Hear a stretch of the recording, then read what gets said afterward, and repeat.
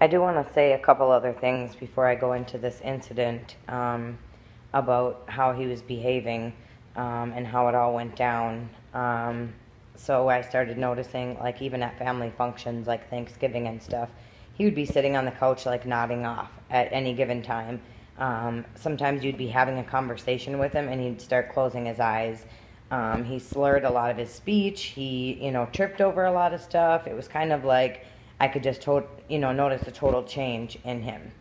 And so one night, there was a huge incident at prayer, or I left for prayer, and my son called me, freaking out. He was freaking out. And said that Kenny was being mean to him and was pushing him around and calling him a punk and blah, blah, blah, and please come home. So I turned right back around and came home and found out that they had gotten into some kind of disagreement about something dumb. And Kenny started, pushing him around and being mean, telling him he was a chump and a punk and a pussy and all this kind of stuff. So I walk into the house and he's doing this.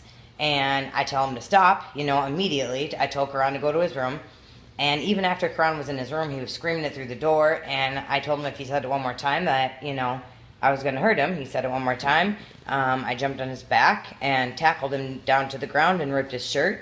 And told him if he didn't leave, I was calling the police. So he left and went to another friend's house, who eventually ended up finding pills at their house also.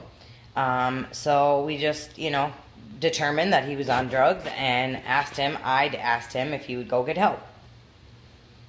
Instead of getting help, he disappeared and went to Vegas. I didn't hear from him for, I don't even know how long it was.